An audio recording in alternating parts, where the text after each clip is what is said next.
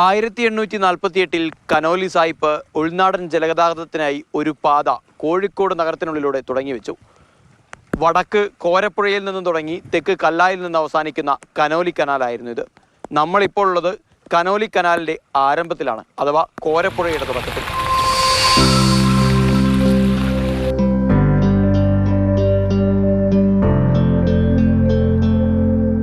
Conolly canal കോഴിക്കോടിന്റെ വ്യവസായങ്ങളുടെ ജീവനാഡിയായിരുന്നു ഇവിടം.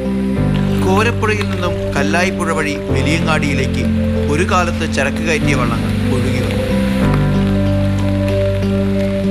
ഇന്നിപ്പോൾ ഇതല്ല സ്ഥിതി. നഗരജീവിതത്തിന്റെ സകല മാലിന്യങ്ങളും പേറുകയാണ് ഈ കനാൽ.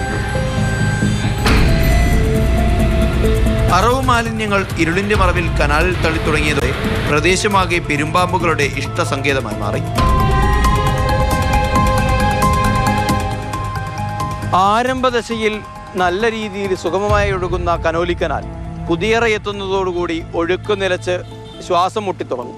ഇരുവശങ്ങളിലും മാലിന്യം നിറയുന്നതോടെ ഒരു മാലിന്യ കൂമ്പാരമായി കനോലി കനാൽ മാറും. കനാലിന് പുതുജീവൻ നൽകുമെന്ന് വീമ്പ് പറഞ്ഞവരിൽ പലരും പതിയെ ആ വാക്കു മറന്നു. പുരവഞ്ചിയും സ്പീഡ് ബോട്ടും ഇതിലൂടെ കുതിച്ചുപായുമെന്ന് വിശ്വസിച്ച നാട്ടുകാർ വീണ്ടും വിഡ്ഢികളായി.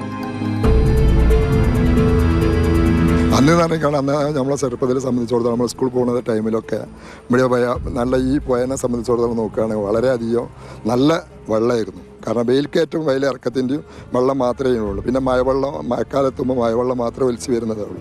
ഇന്നതല്ല, ഇന്ന് സകല ഫ്ലാറ്റുകളിലും മറ്റുള്ള ഇതുള്ള ഉദാഹരണം പറയുകയാണ്. അപ്പം എരഞ്ഞിപ്പാലത്തിൻ്റെ അവിടെ നിന്ന് ഇങ്ങോട്ടാണ് ഇത്തിരിയും വൃത്തികേടായിക്കുന്നത്.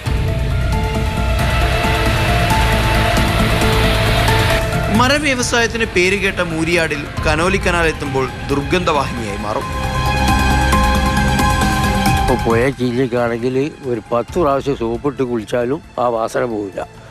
അമ്മായി ജലമാണ് അവിടുന്ന് വരുന്ന ആസ്പത്രിയിലും വരുന്ന അസളുടെ മീൻ പുഴയിലൊക്കെ വെക്കുന്നത് എല്ലാ ആസ്പത്രിയിലും. അപ്പോൾ അത് വാസനിച്ചിട്ട് നിൽക്കാൻ കഴിയില്ല. വെള്ളത്തിൽ ഇറങ്ങിക്കാണ് മേലൊക്കെ ഇങ്ങനെ ചെറിയ ചെറിയ കുരു പോലായിട്ട് കായായിട്ട് പൊന്തും. പ്രഖ്യാപനങ്ങൾ ജലരേഖയാകാതെ കനാലിന്റെ ആഴം കൂട്ടി പുതുജീവൻ നൽകണമെന്നാണ് നാട്ടുകാരുടെ ആവശ്യം.